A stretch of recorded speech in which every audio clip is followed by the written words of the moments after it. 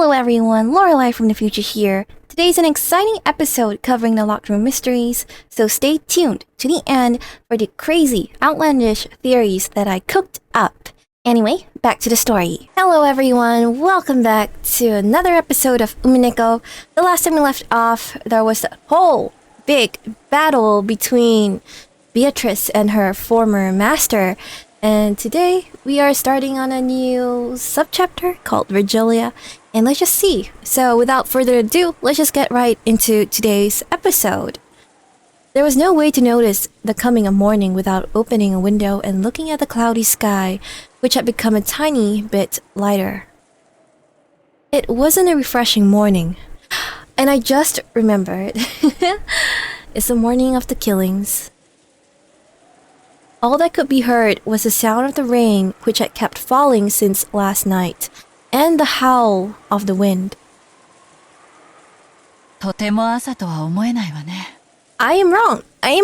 Kiria is still alive. Oh, I'm happy to see that she's alive, because she really is the brains of the family sometimes. So having her around, at least after the initial 6 murders, would be very beneficial, I feel, towards working to make some progress. 私たちの心をそのまま示したひどい天気よ。なら随分穏やかじゃねえか。雨は降れど、槍が降らねえだけマシだぜ。You know, I was so caught up with reading their dialogues that I didn't even realize Rudolph is alive. Oh my goodness, are all the siblings gonna be alive? That would be wonderful, because we've never had their perspective, their collective perspective of the murders. But we'll see, considering, well, they are gonna sacrifice the servants, all 6 of them? No, 5 of them plus Kinzo. So anyway, let's see. Well, I think all the siblings will be alive. Wow. 雨が降ろうと槍が降ろうとドンと来いっちゅうとこやな。もう6時かいな。はあ。これで十分とちゃうか。Oh, they've been discussing till morning? あとは謎の19人目ベアトリーチェが動いてこんことには手の打ちようもないわ。そういうことだ。Now, I wasn't sure if Kraus was gonna be alive, but, well, he is alive, so everyone in this dining room is alive. だが、向こうが撃ってくるだろうほとんどの手は想定できたはずだ。そうね。兄弟の中に裏切り者さえ現れなければ、私たちは大抵の事態に対応できるはずよ。もうこの話は終わりにしましょう。結局徹夜しちゃったわね。眠いわ。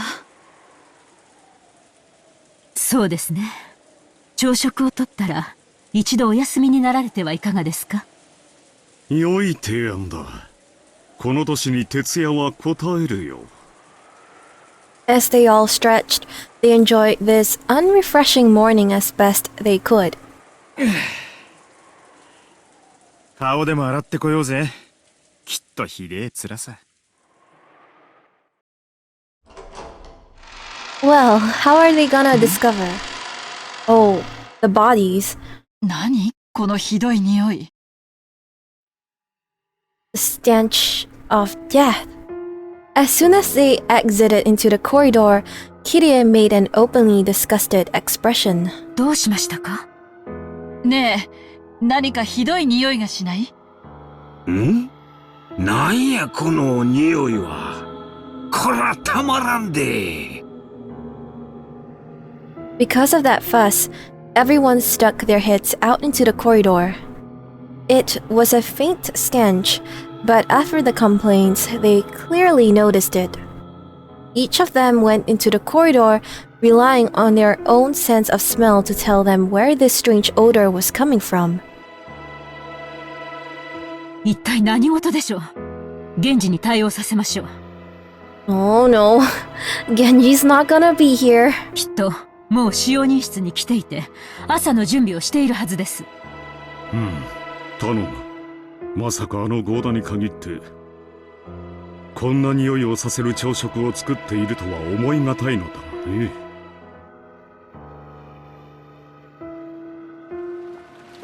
Rudolph's group searched for the source of the smell and determined that it was coming from underground. The boiler room?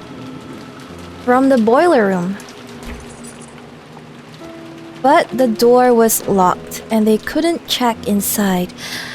It's another locked room mystery, isn't it? Meanwhile, Natsuhi's group were on their way to search for someone in the servant room when they noticed something strange about the parlor. 何ですかこれは。 Oh, I'm getting scared. ひどいいたずらだわ。 Okay, wait. It has to be the symbol. 誰がこんなことを。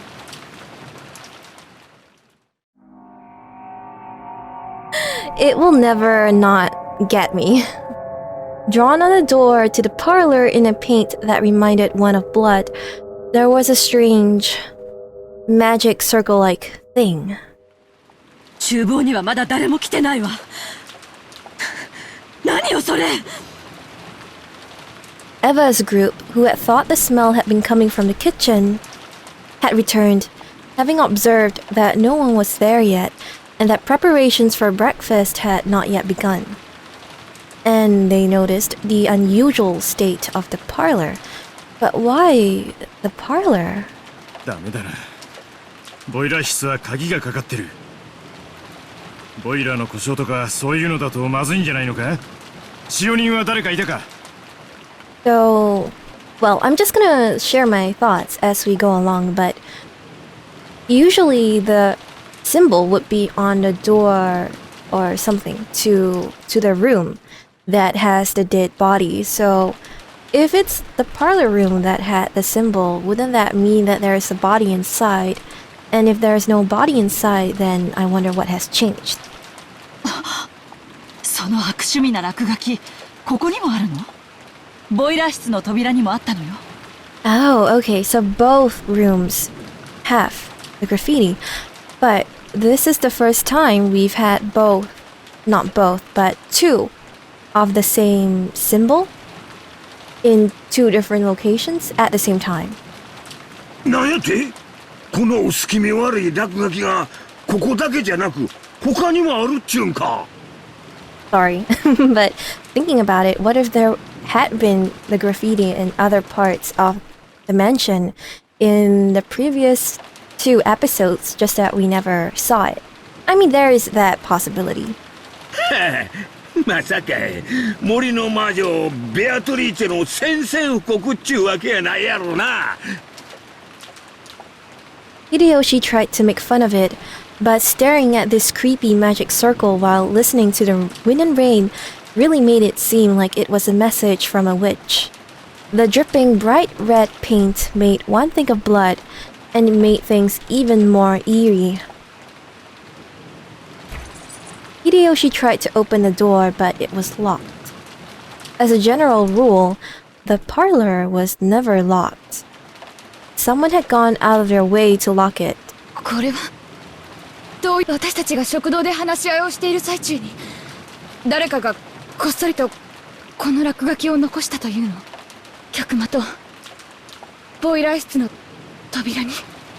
It's just kind of interesting that now all 7 of them in this dining room hall, I guess their alibis, they have an alibi, and their presence was accounted for.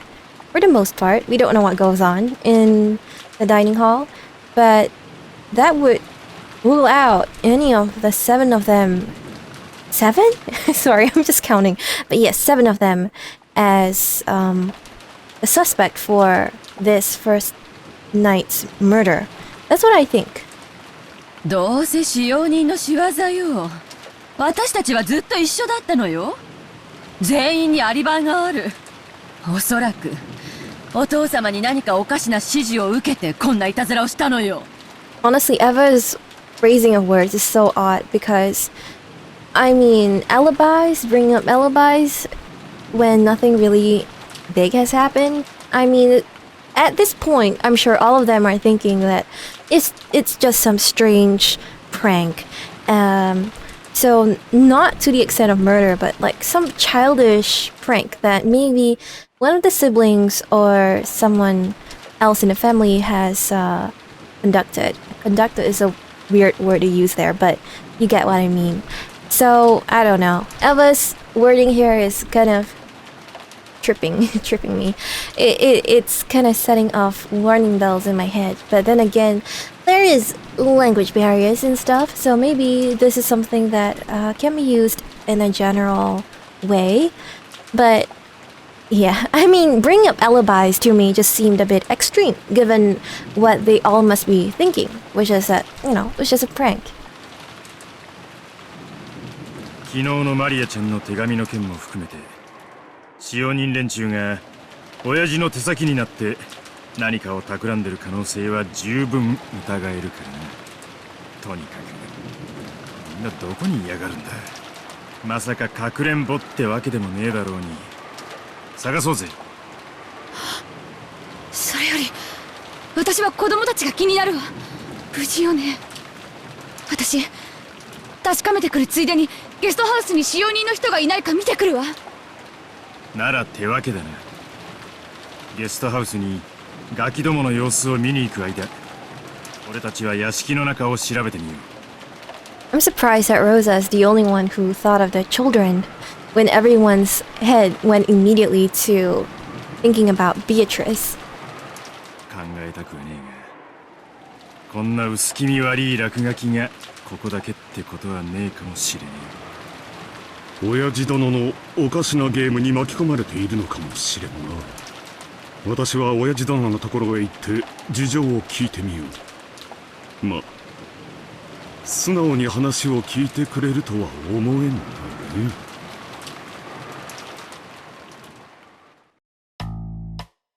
The adults split up. As a result, they confirmed that the 4 children were safe in the so-called cousin's room on the 2nd floor of the guest house. It appeared that they had stayed up late last night playing. All of them were snoring loudly, so Rosa decided not to wake them. Furthermore, Nanjo, who had returned early the previous night to rest, was also alright. It seemed he believed in the phrase early to bed, early to rise, and had awoken refreshed. During that time, Kirie and Hideyoshi searched for the servants, but they didn't find them. The servant room in a guest house was also empty.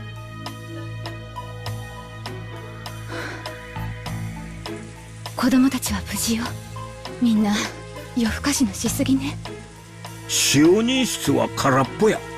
勤務表を見ても早番は6時からってことになっとる。もうお勤めをしてなきゃならん頃や。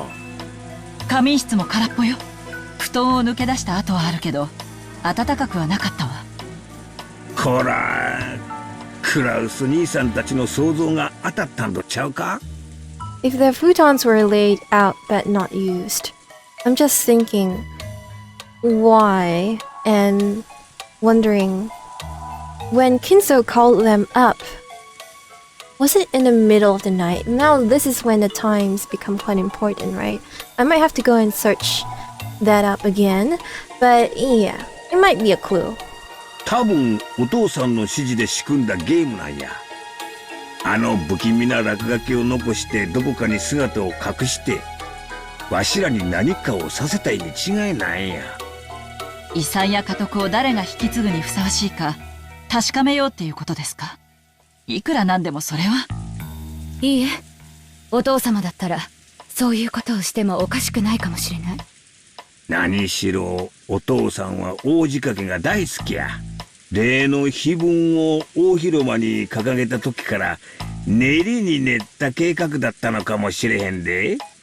ならゲームの開始宣言もしくはゲームの説明などがあったりはしないのかしら。マリアちゃんに渡したような紋章入りの封筒が出てきても良さそうだけど。そうね。ひょっとすると屋敷で兄さんたちがそれを見つけたかもしれないわね。南條先生、あんたなんか聞いてませんか？申し訳ありませんが、私にも何が何だかさっぱりです。ただ、なるほど、金蔵さんが何かを企んで大仕掛けを打つことは私にも容易に想像できます。一度屋敷に戻らんか？なんか向こうで見つけたかもしれんで。お邪魔でなければ私もご一緒いたしましょう。私はここに残るわ。上にマリアたちが寝てる。何が起こってるかわからないんだもの。子供たちを放ってはいけないわ。そうね。私もローザさんとここで留守番してるわ。Okay, this is good. At least it's not like just Rosa staying or like one person staying, but with more than one person. うちの人にそう伝えていただけませんか？ Rosa and Kiria remained in the guest house. Hideyoshi went with Nanjo and returned again to the mansion.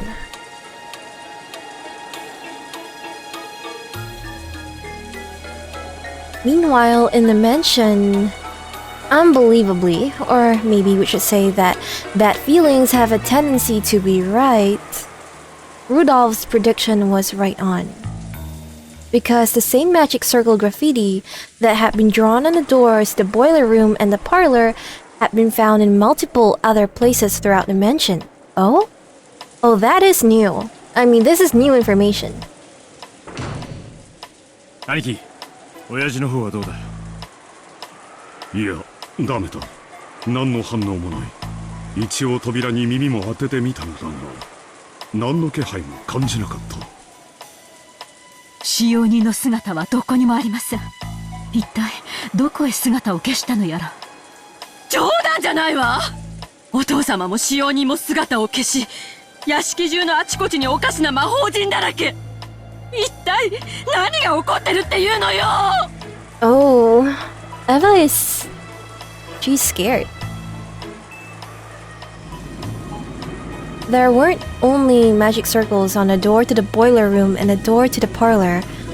There were also 2 on the second floor and 1 on the third floor for a total of 5. 1 for each person. And Kinzo who just combusted. They were all the same magic circle and all of the doors were locked, so they couldn't check inside. とにかくまずはボイラー室を何とかしよう。何かの故障で火事になったりとか爆発したりとかしたら大変だ。 So we have 5 separate locked rooms and 5 deaths, murders, aside from Kinzo, who has been burned to a crisp, probably. マリア、鍵だな。使用人室にキーボックスがあったはずです。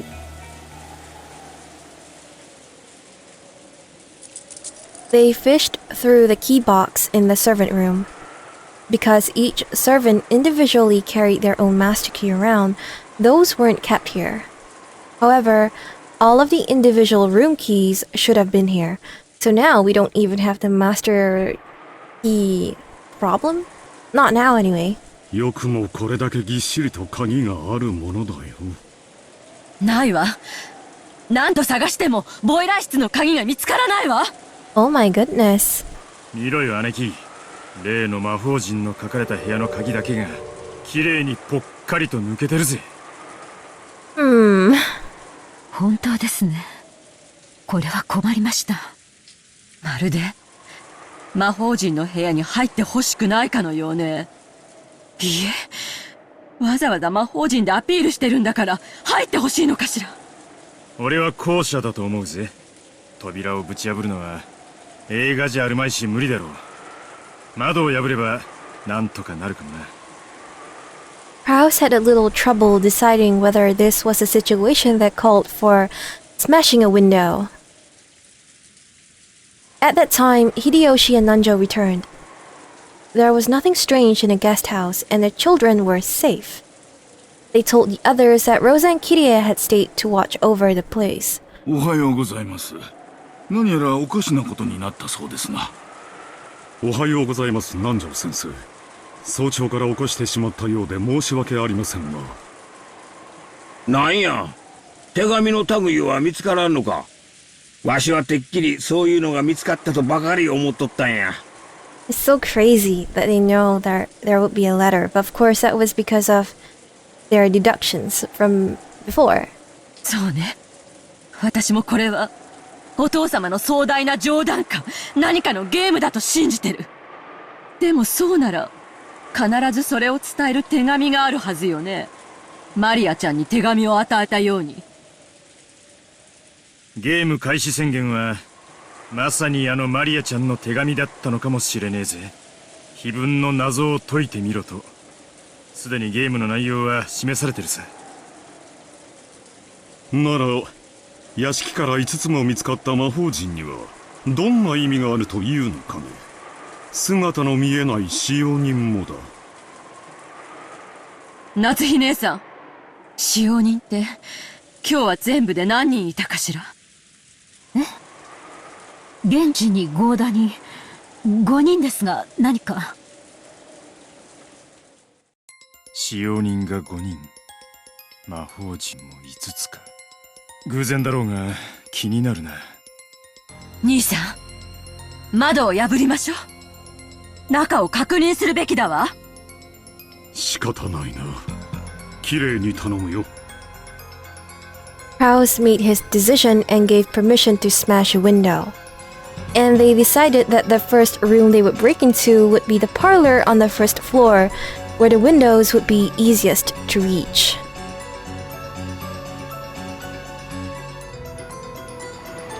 They had hoped to peek in through the window, but the curtains were drawn so they couldn't see inside. Rudolph wandered around the garden, trying to find something that would be good for smashing the glass. Eventually, he found a rock bigger than a fist and came back. 全部割ることはないわよ。鍵が回せる程度に開けてくれれば十分。あまり期待には添えないかもしれないぜ。To be honest, does it really matter? If you need to enter, just smash the whole window. Rudolph raised the rock and hit the glass with it several times. Before long, he succeeded in skillfully opening a hole big enough so that he could unlock it from the outside. Wait, are the curtains closed or something? Can he not see through the window? Covering his hand with a handkerchief, he stuck his hand through the hole and cautiously unlocked it. 後でガムテープで塞いだ方がいいだろうな。雨が吹き込んじまうぜ。Okay, well, that makes sense. You wouldn't want the rain to get blown in. When he threw the window open, the wind and rain made the curtains dance around violently. He swiped the curtain to the side. They could see the parlor they knew well. They were a little relieved, because they had thought that maybe the room would be filled with more bizarre magic circles, or possibly the traces of some creepy ritual. In any event, they didn't want to hang around out in the rain. So the six of them, Krause, Natsuhi, Eva, Hideyoshi, Rudolph, and Nanjo, entered the parlor as a group. 特に変わったところはないようですな。Really? I would have thought there'd be a body in here. Nope, something's going on. どうしましたか、シャノン。 Oh no! Dead body? Shannon's? ちょっと、大丈夫なの？どうしたのよ、あんた。チア Oh my god. Oh my god. 南條先生、見たってや。おい、シャノンちゃん、大丈夫か？返事をしろい。揺さぶってはいけません。今、容体を見ます。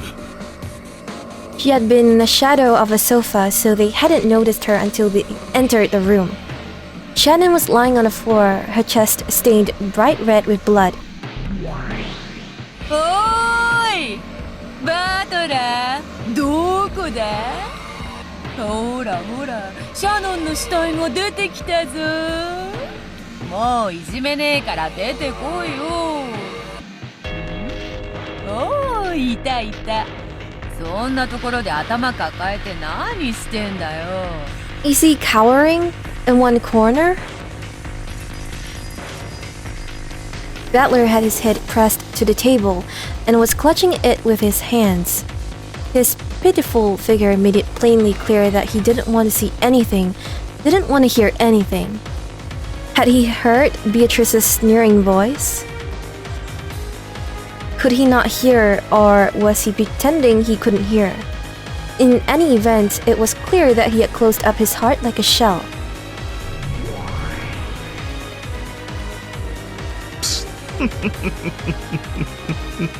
少しお嬢様がいじめすぎたのではないでしょうか。あれだけのものを見せつけて反論を迫っては、塞ぎ込みたくなる気持ちも分かろうというものですよ。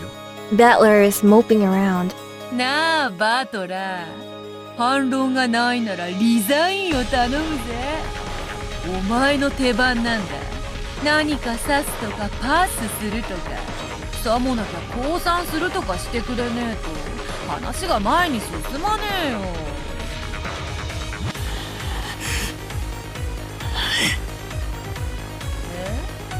なになに、聞こえないぞ。黙れっつってんだ。ああ、うるせえうるせえうるせえ。何か魔女だ、何か魔法だ。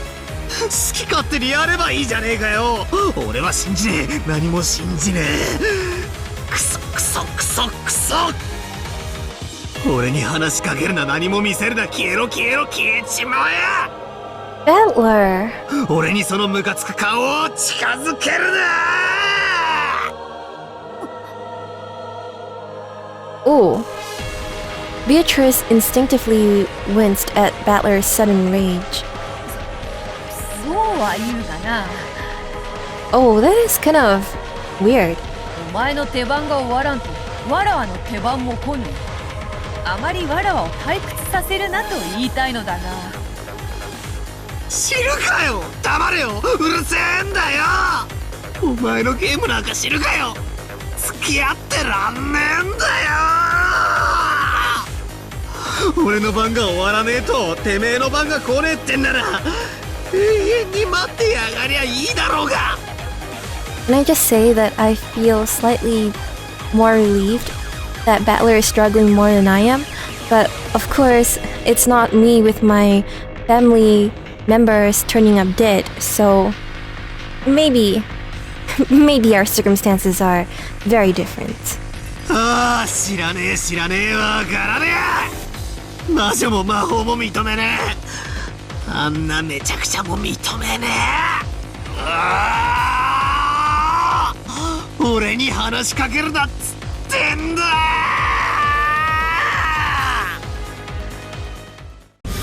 Oh, what? Wasn't that Shannon? I don't know what's what anymore. After being shown something that screwed up, how could I continue to resist?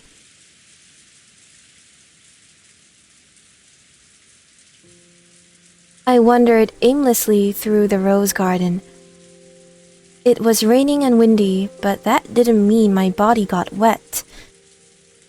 There was just a feeling of isolation as I wandered about the wind and rain without an umbrella. 俺はひょっとするとあいつのゲームにとっくの昔に負けているのかもしれねえな。 What do you mean? Actually, I wonder whether we hadn't reached a clear resolution in the previous game. After all, I had submitted to her for a time. So the world had been tinted with witches and magic. Right now, Rakenjima is a different world, where witches stride around openly and fire off strange magic. It isn't a matter of accepting it or denying it. Maybe I had mistakenly assumed that I was playing a game on an even footing with Beato. I had already been defeated in the last game, and this may just be the signing ceremony of my surrender. Just now, a mighty battle had unfolded in this rose garden. I had seen it with my own eyes. I kicked the ground. Obviously the ground was hard, and a puddle splashed. Several towers had split this ground, sprouting like high-rise buildings. So Battler is in that kind of different dimension, but he can still enter this world and interact with it. The more I kicked this ground, the more it felt like they really couldn't be possible. But because of that, I couldn't explain it with anything other than magic anymore. Well, I'm gonna try and think up of a reason for this, but it really is quite difficult. 密室に鍵が閉じ込められて、よくある推理小説の延長だろってことはわかるさ。でも、あれはな、あのドッカンドッカンってのはな、くっそー。私の弟子が随分と迷惑をかけているようですね。あんたは。I was suddenly spoken to, so I turned around. And in the rose garden arbor was the predecessor Beatrice, who Beatrice had supposedly defeated a short while ago. Yeah. What's up with that? She's here. てっきり死んだと思ったぜ。生きてたのか。いいえ、死にましたよ。今の私は取られた駒がチェス盤の外でくつろいでいるだけに過ぎません。あんたはベアトの師匠なんだろ。This is new, right? This peace play? ってことはつまり、あんたも魔女ってわけか。ええ、そうですよ。ってことはつまり、やっぱり魔女はいるってことで決まりなわけだろ。そしてあいつを倒せるのは俺じゃない。すげえ魔法使えるあんたの方じゃねえか。俺はもうお役ごめんさ。俺にできることなんてもう。おやおや、すっかり屈服してしまいましたか。屈服も何も。あれをどう説明すりゃいいんだよ。塔が生えたり落ちてきたり、でっけえ巨人が盾を構えたり槍を投げたり。ああ、思い出すだけでも気が変になりそうだぜ。もう推理もヘチマもあったもんじゃねえ。トリックとか人間犯人説とか、そんな領域をとっくに超えてるだろ。ああ、畜生畜生畜生畜生。落ち着いて。私はあの子のゲーム版の駒に過ぎない。こうして番外へ取り除かれてしまえば、もはや何もできない存在。しかしあなたはあの子の対戦相手。あなたが自ら投げ出さない限り、あなたには常にあの子に一矢報いる力があるのだから。I feel like I'm kind of going crazy right now, cause I'm listening to the piece playing in the background, right? And it sounds so familiar. But I just can't place my finger on it. うるせえ。あんただっておかしな呪文を唱えて、塔だの槍だのを呼び出してたじゃねえかよ。何を一矢報いるってんだよ。俺にも魔法を教えてくれた。あいつとあの大魔法バトルを繰り広げろって言うのかよ。I can already feel that Battler is gonna lose immediately. あなたが望むなら、あなたに魔法の一端を教えてあげてもいいですよ。Please do. そりゃあ願ったり叶ったりだぜ。あいつの胸板にズドンと打ち込んでやれるようなすっげえ魔法一発頼むぜ。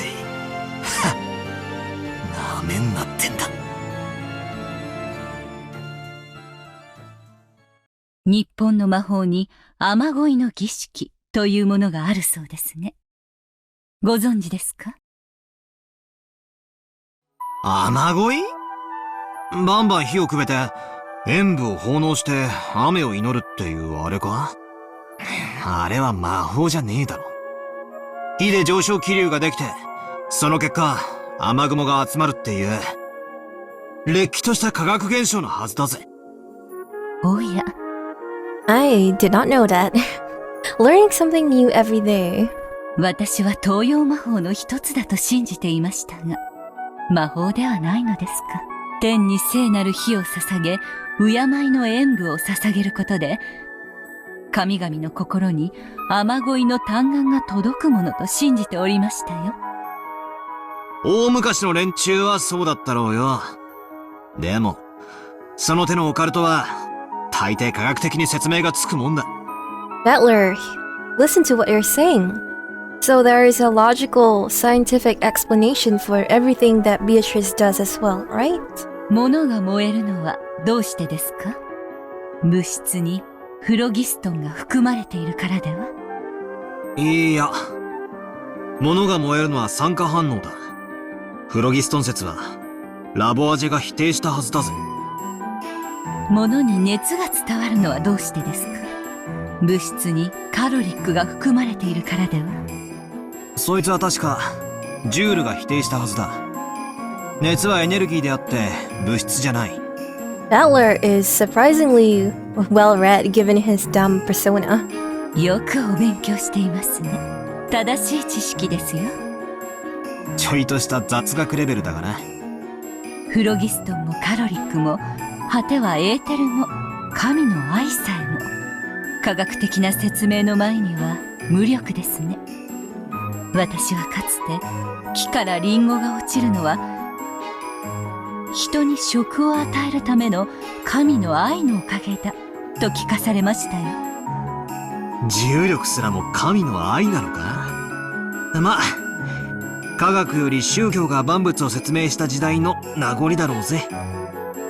その通りです。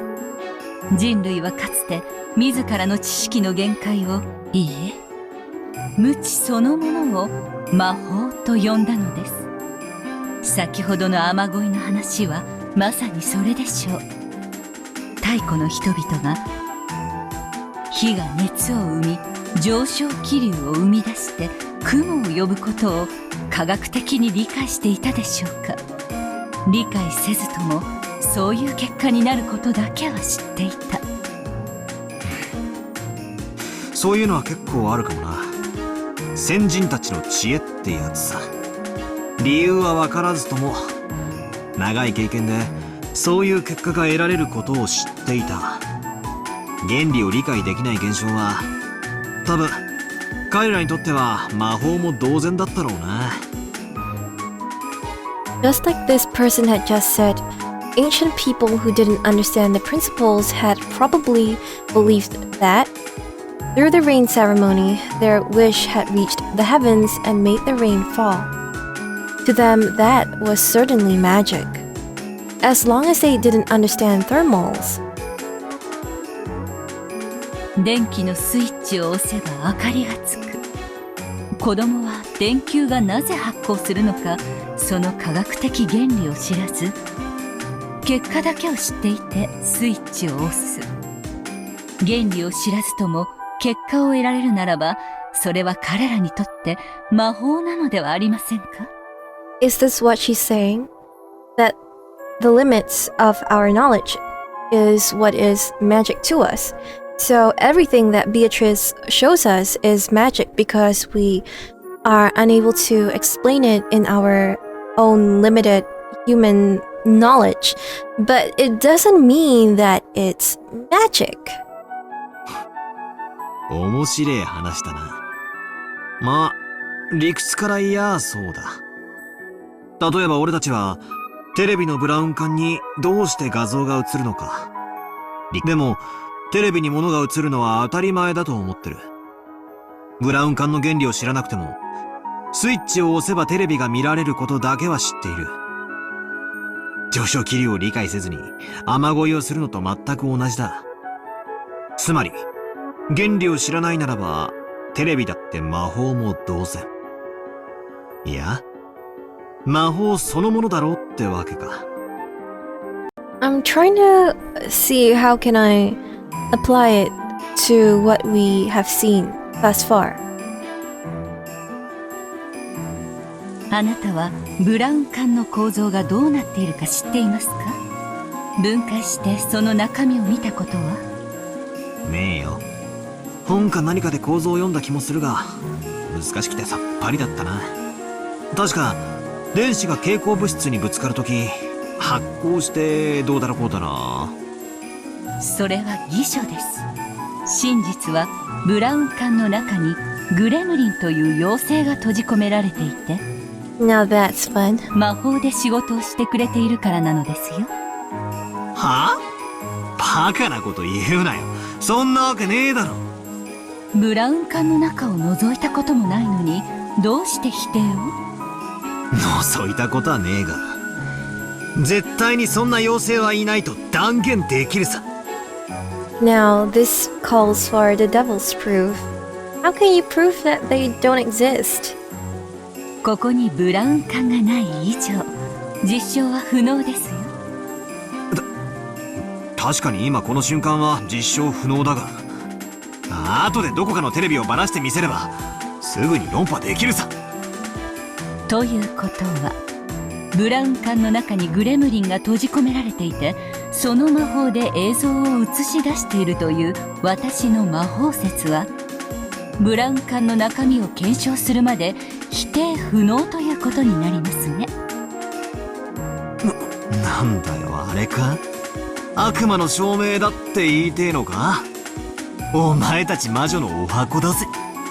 悪魔の証明は消極的事実の証明が不可能であることを逆手に取った詭弁です。しかし今のブラウン管の話は違う。テレビをたった1台分解すれば済むだけの話ですよ。そうだな。確かに悪魔の証明とは異なるな。あなたの提唱する科学的説明と私の提唱する魔法的説明、そのどちらかが真実です。そしてそれはブラウン管の中を覗いた時に確定する。しかしそれを確かめる瞬間の直前まで私たちは互いの説を否定できないのです。つまり真実は一つであるにもかかわらず、ブラウン管の中を覗く直前までは相反する真実が同時に2つ存在することができる。一つしか存在してはいけない真実が2つ同時に存在できる異空間。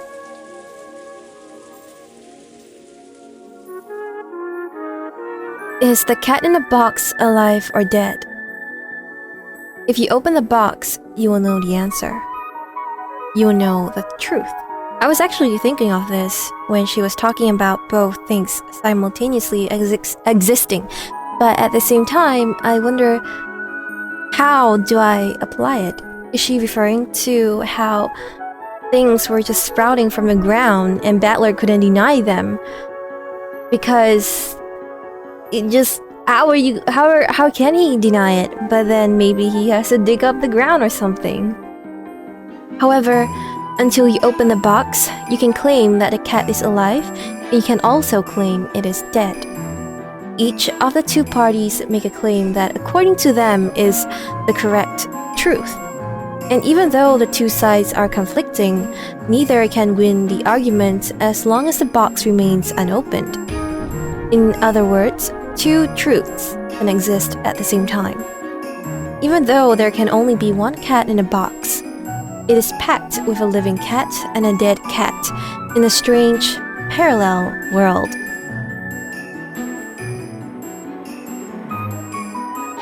That is what Rokkenjima is now. This island is now a different world where a science theory and a magic theory exists at the same time. To a resident of the world of science such as yourself, myself, me, the reader, or you, Battler, at a glance, it may feel as though this island has been sucked into a world of magic. While that may be correct, it is not accurate. Strictly speaking, it has moved from the world of science to the midway point between that world and the world of magic. So at a glance, it appears to you as though the world is tilted towards the magic side. But actually, this island is now in a perfectly impartial position with relation to the two opposing worlds. Do I take this as a fact? よくわからねえ。現実と魔法の中間？限りなく公平な世界？どこがだよ。俺に圧倒的に不利な展開ばっかりじゃねえかよ。ならばこう考えるといいでしょう。これは裁判です。あなたとベアトリーチェが相反する主張を繰り広げている法廷だと考えるのです。ブラウン管裁判でもいいでしょう。あの子はブラウン管の中には妖精が入っていると主張している。そして中に入っている妖精がどのような生態でどのような姿なのか、どのような魔力を持っているのかを次々に説明する。そしてあなたは？まあ、図書館で勉強してブラウン管の構造を説明して反論するだろうよ。この瞬間、法廷にはあなたの主張とあの子の主張が同時に存在する。もしもあの子の主張に耳を傾けたならば、それはあたかも真実に聞こえてしまうかもしれない。見えてしまうかもしれない。あなたはまさにそれを見せつけられた。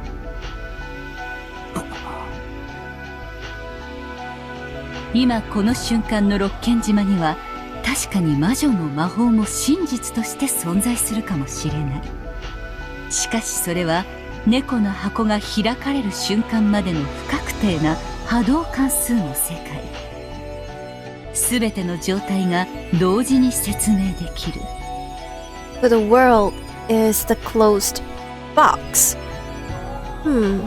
しかし、真実は一つです。それは観測されることによって収縮し、無数の真実が淘汰されてたった一つの真実になる。法廷で例えるならば、これは裁判長による判決行為にも似ているでしょう。検察側、弁護側がそれぞれに主張する二つの真実は判決によって収縮し一つとなるのです。あんたの言葉を借りると、つまり今のこの島はブラウン管の中を覗く直前の世界ってわけなんだな。だからこそ科学説も魔法説もどちらも否定できない。否定できないってことはつまり、どちらも真実として存在できる。だから魔女も魔法も存在し得る。しかし同時にそれを否定するあなたの意見もまた真実として同時に存在できる。相反する二つが同時に存在できる世界。そして相反する真実が互いを否定する理由にできない世界。理解できてきましたか？つまり、ベアトがどんなすげえ魔法を俺に見せようとも、それは魔法説の主張でしかなく、俺を否定することには当たらない。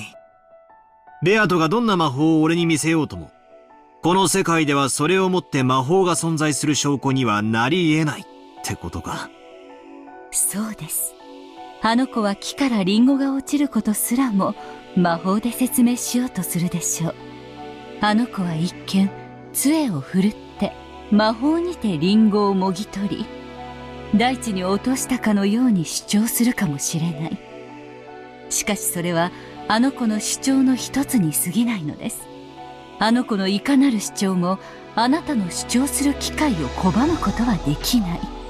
その意味においてこの世界は双方にあまりに公平なのです。I feel like, at least in terms of my approach, I want to say I feel like I'm kind of on the right track, in the sense that I'm just gonna keep doing what I do without letting Beatrice mess with me. なるほど。だがよ、その論法で言ったなら、たとえ俺が科学説で正論を示したところで、奴の魔法説と正面衝突を起こすだけで、俺もまた奴を論破できない。しかもそのファイナルジャッジはブラウン管を除かない限りつかない。この世界のブラウン管はどこにあるんだ。俺たちに議論なんて必要ないってことになる。俺たちは仲良くブラウン管の中身を覗けばいいだけの話じゃねえのか。中に妖精が本当にいたら俺、いなかったら逆に俺の勝ち。俺たちはブラウン管を覗かずにどうして論争を繰り広げなくちゃならないんだ。 That's a good point, Battler. それこそがあの子があなたに挑んだゲームなのです。裁判ではなくチェスと例えるべきでしょう。 You'll never run away from chess. 勝敗は裁判官が決めるのではない。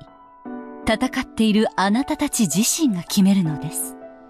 真実が同時に存在できるめちゃくちゃな世界で相手を論破なんてできるのかよ。現にあなたは論破されて今こうして屈服していますよ。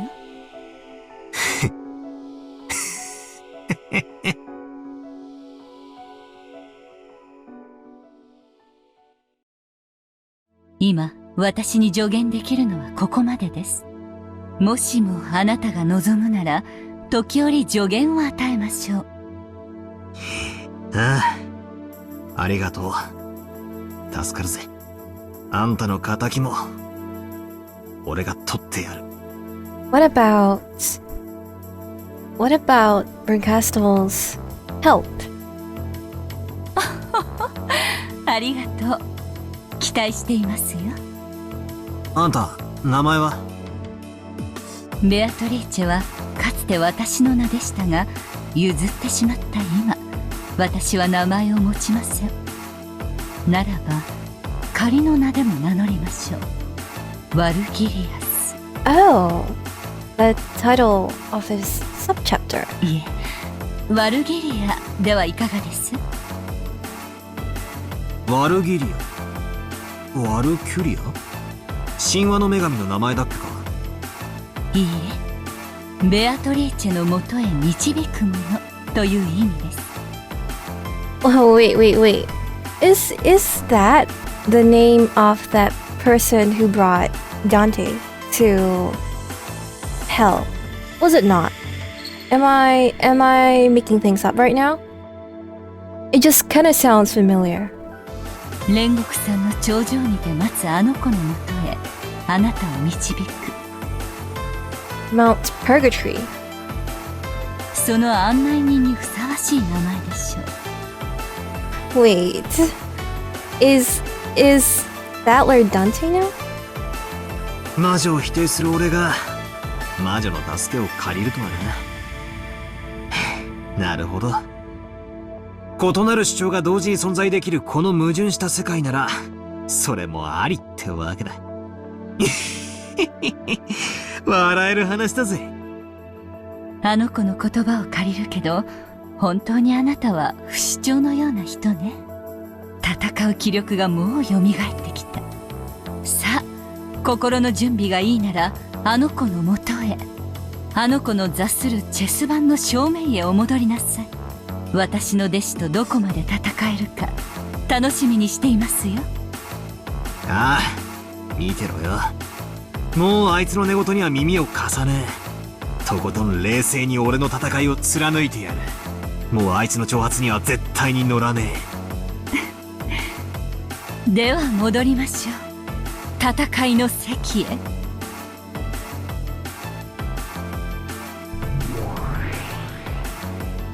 おお、バトラー。 She sounds so happy. そなたどこへ姿を消しておったのか。負け犬は二度と姿を現さないかと思ったぞ。待たせたな。頭を冷やしてきたぜ。それでわらわとお師匠様の愉快痛快爽快大喝采の素敵ファンタジーバトルへの回答は出たのかい？あんなのファンタジー以外じゃ説明不能だろう。お嬢様、さっき親切で上品にするとお誓いになられたばかりですよ。いけねえいけねえ。バトラの顔を見てるとついつい上機嫌になってしまうものでな。ほれほれほれ、それでバトラ、さっきの戦いだがどういう反応を示してみせるよ。バトル何があったって？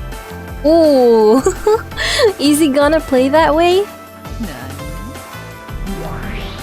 このバラ庭園のどこにお前らがニョキニョキ生やした塔が槍がどこに転がってんだ？ Oh my, it just reminds me of what Rudolph said, right? At least it's not raining spears. Oh, and that reminds me, that means that none of them in that mansion noticed anything going on outside, which was what I was wondering about last episode. So, exactly, what battle? If it never happened, if there are no evidence of it, did it really happen? ねえじゃないか。つまりこいつがブラウン管の中身ってわけさ。ブラウン管の中身とな。一体何の話を始めるやら。今この瞬間バラ庭園には何もない。さっきまでは魔法で塔が生えていたかもしれねえさ。だがそれはブラウン管の中を知るまでだ。魔法バトルはお前の解釈主張に過ぎない。 They're all wearing VR headsets and fighting. It's all in their minds. 今この場に何もないのがその証拠だ。俺はさっきの魔女の戦いにこう反論する。今この場に何もないのは何事もなかったことの証明だとな。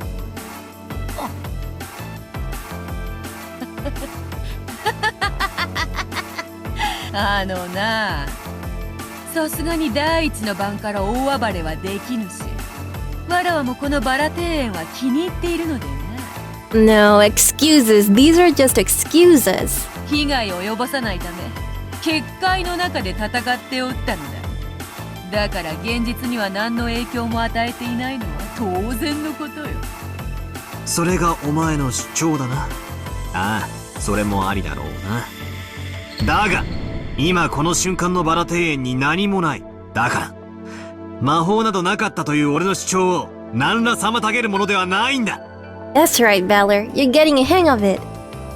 おいおい、そんなめちゃくちゃでわらわの魔法を否定できるのか？魔法がないは証明不能。悪魔の証明であるぞ。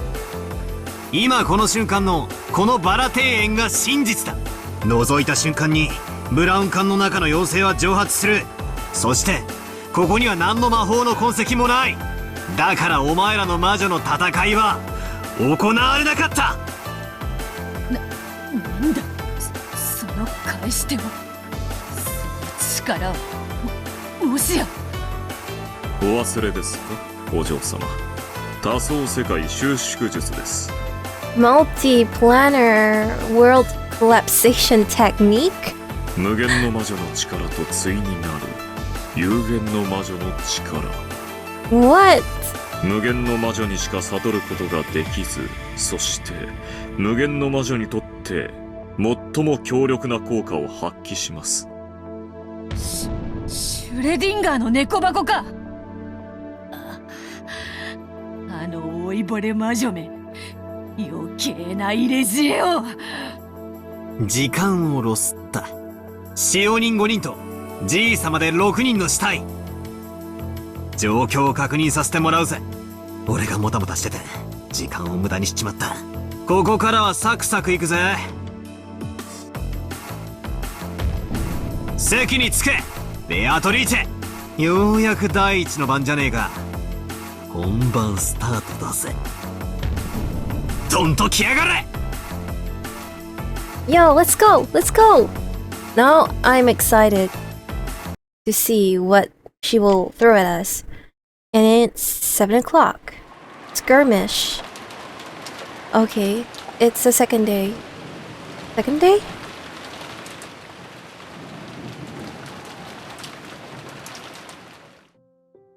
The adults' motivations aside, at least for us kids, these were supposed to be a fun couple of days where we cousins deepened our friendship. However, when we woke up, there was an unbelievably cruel reality waiting for us. Oh my goodness.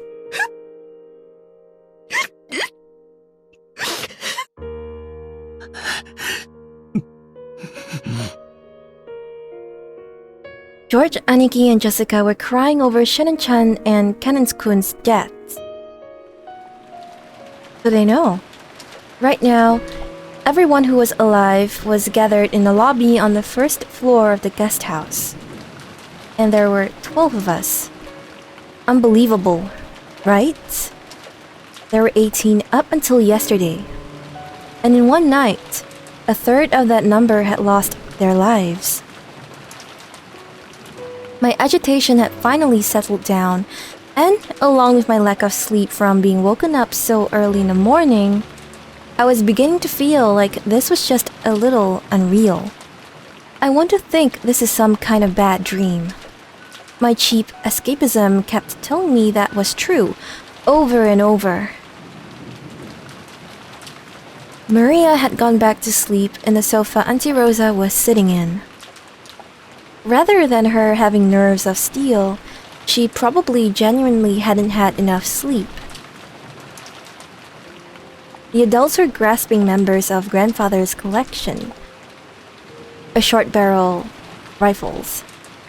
Apparently a remnant from the period when he was obsessed by westerns. There were 4 identical guns altogether. 4 guns, okay? Those had been split up between the 4 siblings, Uncle Kraus, Auntie Eva, my dad, and Auntie Rosa. Paper boxes filled with bullets lay on the table, and the siblings were silently loading their guns.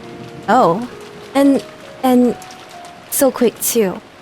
This is probably the fastest they have all started, preparing for any other murders that might occur. なんだか怖え。こいつに触ってると、今触るなって怒鳴られて、ぶん殴られるような気がするぜ。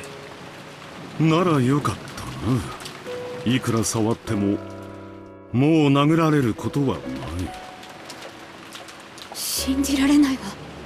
あのお父様がこんな最後を迎えるなんて。金蔵さんに限って普通に床で亡くなるようなことはないだろうと思っていましたが、それにしてもむごすぎる。ねえ、あれは本当にお父様なのかしら。私は別人の死体でごまかした替え玉を疑ってるんだけど。Eva is always so quick on the uptick of these kind of things. She will be definitely very valuable in this episode's murder mystery ritual thing to give us more insight into what could actually be taking place. いいえ、あれは間違いなくお父様です。Are we gonna talk about his toes again? 足の指をご覧になったでしょう。Oh my god, I can't believe I'm right. 世間広しといえど、両足の指が6本の人間はそうはいませんよ。It's time for you to reveal whether the other siblings have toes. I mean, sorry, 6 toes. Of course they have toes, right? でも、いないとも言えない。多子症は珍しくない病気だと聞いたわ。大仕掛けの大好きな方なんでしょ？どこかで両足の指の数が自分と同じな遺体を手配したかもしれないわ。バカバカしい。そんなこと何のためにするというのですか？普通の人にならわしもそう言うわ。しかしあのお父さんや桐江さんの話も全くの口頭無形とは言い切れんのやないか。 Not to mention, there are only 5 symbols. I would think it would be more logical to have 6 because 6 people died, but there's only 5, so I mean, there's definitely a reason for it. 焼死体は身元の確認が難しいという。歯型とか骨格とかいろいろ調べる方法はあるはずさ。 Yes, I would say the teeth would be the most accurate way and the most concrete way to ascertain that it is Kinzo. 警察が調べれば一発で身元なんかわかるに決まってる。問題は警察より先に電話技師が必要だという点だがね。この台風じゃ船は来られないでしょうね。なら明日になるのかしら。おそらく明日の9時にもう一度船が来てくれるでしょう。そこで警察に連絡できると思います。私たちも、そして犯人も、つまりは台風が通り過ぎるまでこの島に閉じ込められたってわけね。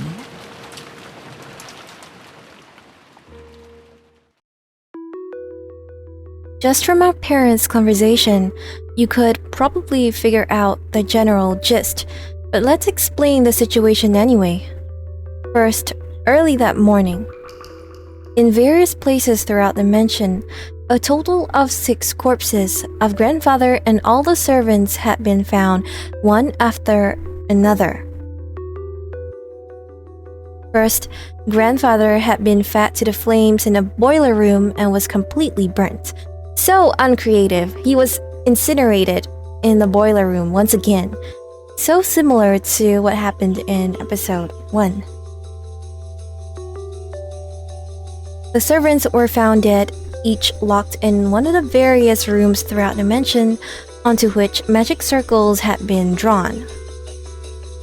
Wait, did I forget how many rooms? Or how many symbols there were? Was it really only 5 or were there 6? No. Now I have to go back and catch up on that too.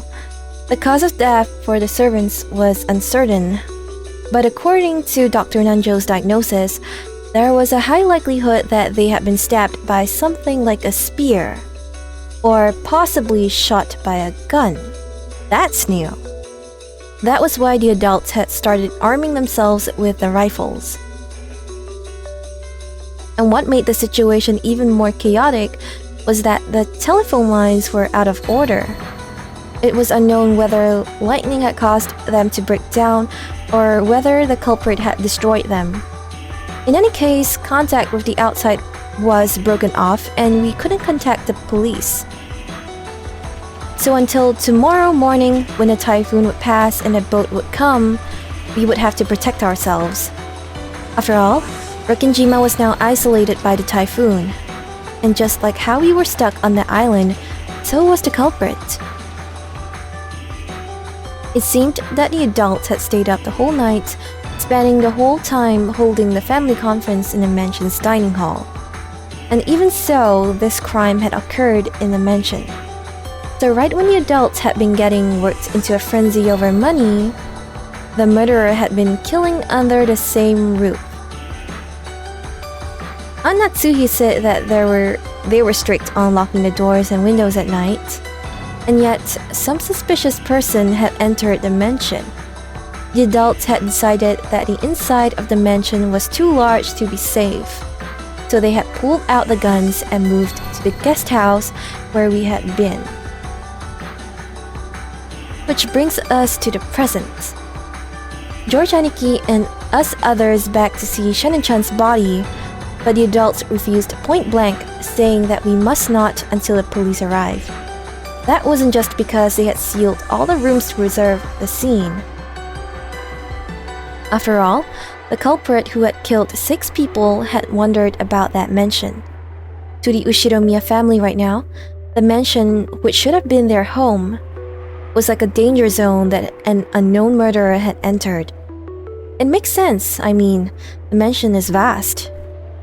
There are plenty of blind spots and dark places, and it's just too vast to guarantee absolute safety with this number of people. In contrast, the guest house is a much smaller building than the mansion, 2 stories tall.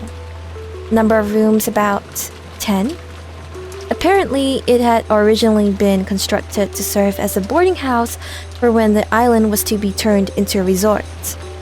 so it's easy to grasp the entire structure and easy to guarantee safety. That makes it a good place to hole up in. They're all huddled up in the guest house now, which I think is a good idea. And there's an extremely high likelihood that this mass murder of 6 people is a game, because the culprit had proclaimed that in a letter. I heard that a Western-style envelope with the family crest, just like the one Maria claimed to have received from Beatrice yesterday, had been found in the boiler room where grandfather's corpse had been discovered. This was what the letter said. I couldn't help but feel very suspicious of Kinzo. All the time. Though that there will be no misunderstandings, the game I seek is whether or not you can solve the riddle of the epitaph, not whether or not you can catch me. If you do not solve the riddle of the epitaph, the pitiful sacrifices will further increase in number. It would be more wise to spend your time solving the epitaph than searching for me. If no one can solve the riddle of the epitaph, no one will survive. If a person appears with skill enough to solve the riddle of the epitaph, I will give them all the gold of the Golden Land, the Ishinomiya family headship, and all of my power. I was the one who succeeded the Ishinomiya family headship from Kinzo-sama, and I look forward to seeing who will receive the headship from me. Beatrice the Golden. This riddle of the epitaph was that thing. That strange epitaph written in the same place as the portrait of the witch displayed in the hall of the mansion.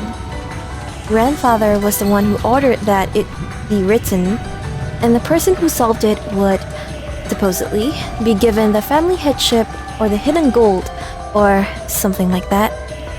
Ever since it was first displayed there several years ago, all the relatives, despite making fun of it in the open, had been secretly challenging that riddle in private. However, up until today, no one had solved it. We had once again been told to solve that unintelligible riddle, and this time we had been threatened that if we didn't solve it, we would all be killed. If this wasn't a game, what would you call it? The bold opinion that we should search the premises for the culprit did come up once. However, there was a good chance that they were armed and there wasn't necessarily only one of them. And while they might have been able to kill more than 6 people, they had stopped at 6. In the end, the opinion that we should avoid carelessly antagonizing the culprit and hole up in a safe place while we waited for the police to arrive won out.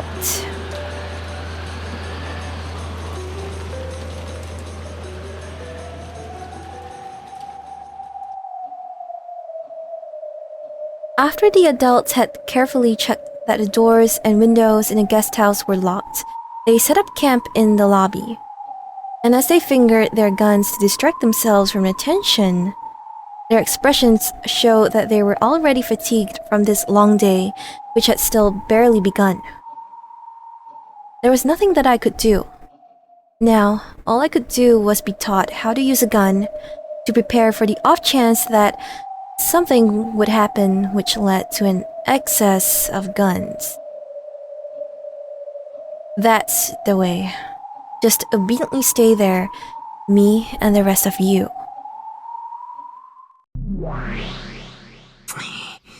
また最初は6人か。しかも、今回はじい様と使用人が全部まとめてときたもんだ。おそらく、あの子は前回のゲームでのあなたの指し手を慎重に研究したのでしょう。そしてあなたが最初に疑うと高い確率で推定される駒を最優先で奪ったに違いありませんよ。筋だな。前回も前々回も屋敷に精通し、マスターキーを持ち歩く使用人たち全員は常に最高順位で疑わしい人物だった。前回のゲームの例えばジェシカの密室がいい例だ。使用人が犯人であることを認めさえすれば、あんなのは密室でも何でもない。故にあの子はそこを真っ先に切りに来た。あなたがやがて逃げ込むであろう退路を真っ先に塞ぎに来たのでしょう。ベアとはすでに赤で、この島には19人以上いないと宣言している。それはつまり諦めろってことだ。もう俺は18人の誰かを疑わざるを得ない。あの子はその18人の駒を全て奪い切った上で、存在しないはずの19人目として降臨し、あなたに自らが魔女であることを認めさせる手で来るでしょう。魔法を見せつけることで強引に屈服させる。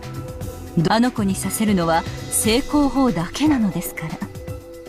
上等だ。もうハッタリは通用しねえぜ。気をつけて。まやかしは魔女の最も得意とするところ。あの子が何を言おうと、何を見せようと、あなたが信じる真実を決して脅かすことなどできないのです。それを忘れないで。お、そう何度も同じ手が通用してたまるかってんだ。出てこいよ、ベアトリーチェ。おっ始めようぜ。 I like this battler. He's very confident, but I can already imagine him cowering in one corner after this episode. Oh? すでに勝負のテーブルに着席しておるわ。わらわの手番もすでに終了しておる。マダムを敵に回すことになるとは厄介ですね、お嬢様。手の内をだいぶ読まれますよ。構わん。お師匠様の指し手などすでに時代遅れの古典よ。恐るるに足りぬわ。あなたが私の教えた古典以上の何をさせるのか。Is magic chess? Now I wonder. 期待していますよ、ベアトリーチェ。いいのか、バトラー。魔女を否定するそなたが魔女を軍師につけても。くだらねえ挑発は無用だ。こいつは俺の相談役。いや、セコンドだ。ガチンコで殴り合うのは俺とお前だってことには何の変化もない。分かっておる。よちよちのお前には自転車にも補助輪が必要だろう。好きにするがよい。さあ始めろ。お前の手番だ。事件現場の再構築から始める。バルギリア、早速頼む。 Wow. Things are changing. 最初の遺体発見はシャノンから。屋敷内の1階客間より発見されました。扉と窓は施錠され、密室を構成していました。Okay, we have a locked room again. ベアトに説明要求。密室の定義を再確認。密室の定義は内外の出入りが一切隔絶された室内を指す。当然内外からの一切の侵入脱出はおろか干渉もできぬ。それは包括的に隠し扉の否定、外部干渉の余地一切の否定を含む。以後この定義をベアトリーチェの密室定義と呼称する。細部確認。外部干渉の余地の定義とは。外部から釣り糸やら長くて細い棒やらなどを使って直接的に干渉するあらゆる余地だ。つまり扉や窓にはそのような小細工を混ぜる隙間すらもないと判断せよ。 So the only thing would be something that was already in the room that can be used to either kill the people, or the other way to approach a locked room is to find a key. どうかな。仮に隙間がなくてもリモコンなどの電波は干渉できるはずだぜ。よかろう。電波などそれに類する遠隔操作技術も干渉不可能であると定義に追加する。 Damn, she thought of this too. No radio waves, nothing. Nothing at all. Is it really truly nothing at all? There must be something. 客間には内線電話もあるぜ。それと連動した仕掛けは遠隔操作にはならねえのか。電話はすでに使用不能だろうが。ああ、もう面倒だ。それも含めようぜ。直接間接のあらゆる方法で室外よりの密室内への干渉は不可能だ。声やノックは密室に入らずに外部から干渉できるはずだぜ。密室であっても声をかけることやノックは不可能ではなかろう。意思疎通の可否は密室の定義に反しない。つまり外部との伝達方法までは途絶していると定義できないんだな。そうなります。了解したぜ。シャノンちゃんの客間はそのベアトリーチェの密室定義を満たすってんだな。その通りだ。密室定義了解した。 I have a feeling I'm gonna be taking down a lot of notes this episode. バルギリア続けてくれ。はい。シャノンの遺体はマスターキー1本を所持。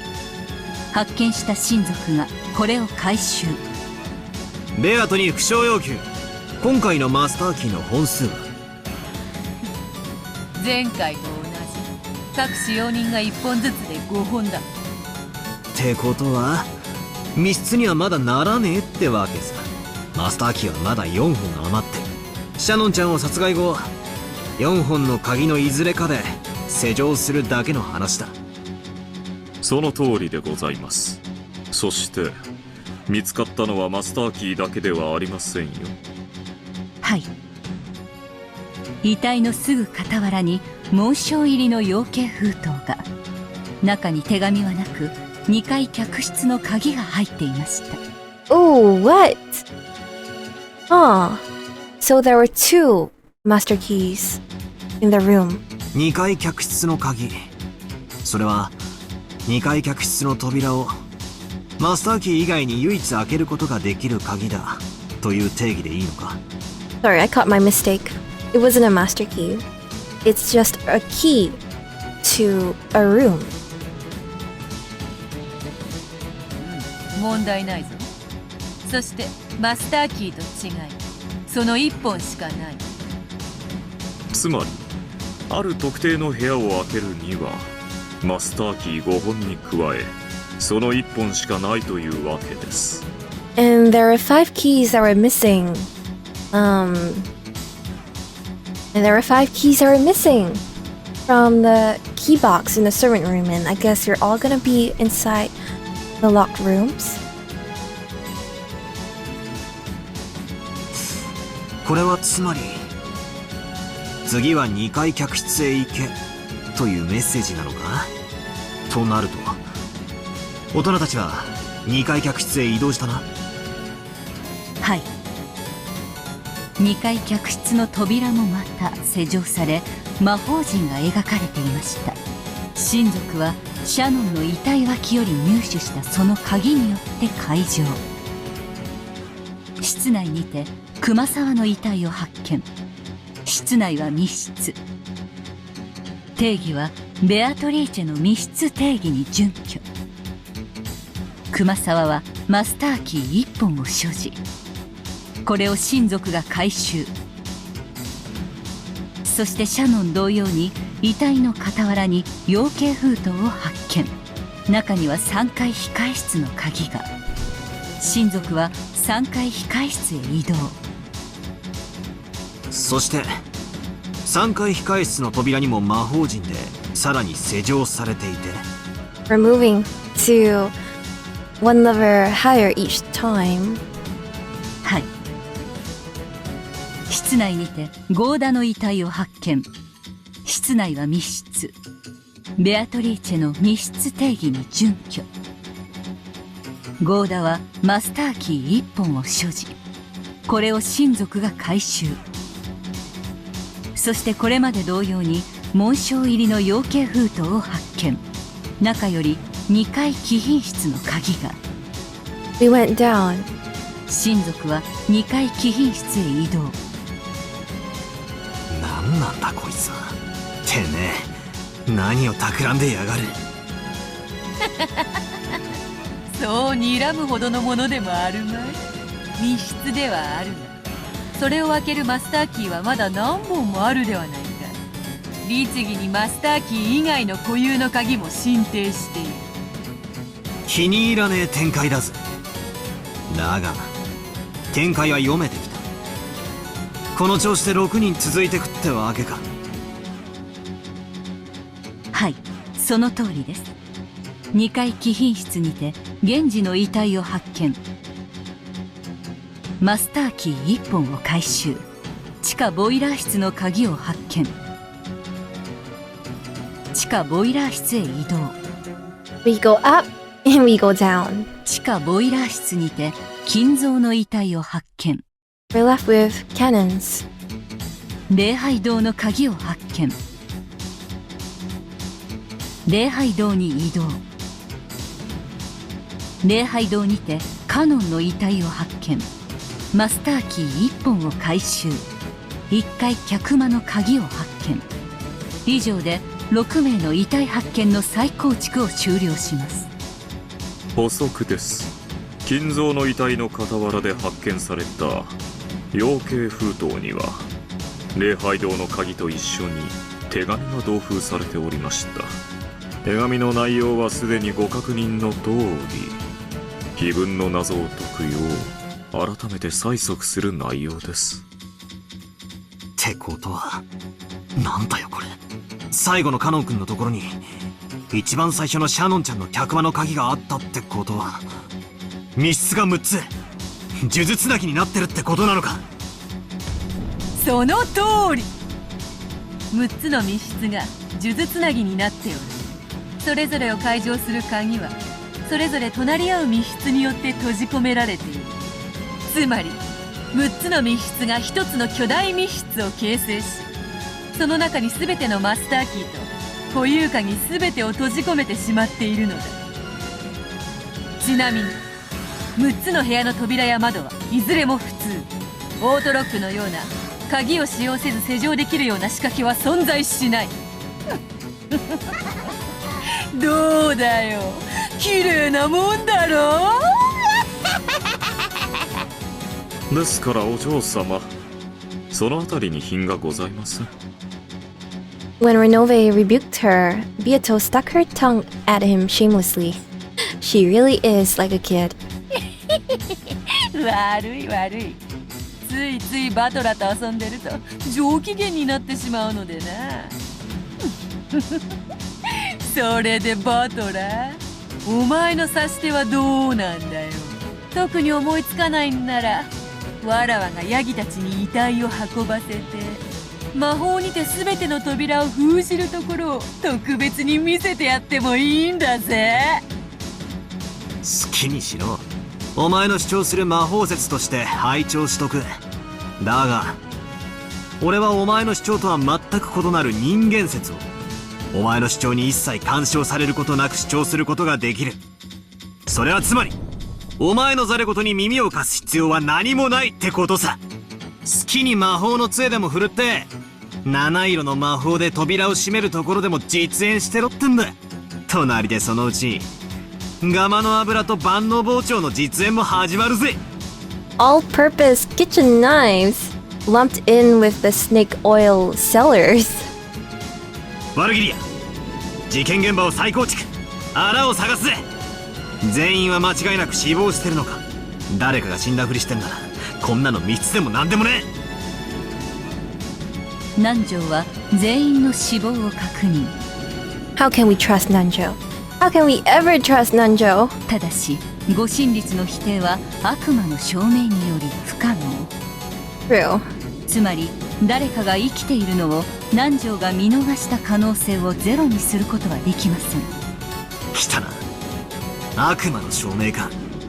だがそいつをぶった切る剣は存在する。なんだよあいつら。わらわをのけ者にして楽しそうだな。わらわは対戦者であるぞ。少しは構えたように。本来チェスを対戦するのにあたり相手とのコミュニケーションは不要です。お嬢様は指し手以外のコミュニケーションによって煙に巻いていった。それに惑わされないということはつまりこういうことなのでしょう。なぜだか納得がいかぬ。お嬢様はチェスを挑んでいるはずではないのですか？でもそうだが。Beatrice puffed out her cheeks as though saying, I don't know why, but I don't like it. 警察未介入の現場につき、人間側からの検証は限界があります。厳密な死亡確認のため、復唱要求することを推奨します。よっしゃ、ここで叩くぜ。復唱要求だ。被害者6人は全員死亡している。お嬢様、復唱要求が出ておりますよ。おい、ぼんやりするな。復唱拒否か？ここからが戦闘開始だ。Oh my god, that's so cute. おったとったすまぬすまぬ。いいぞ、応じるぞ。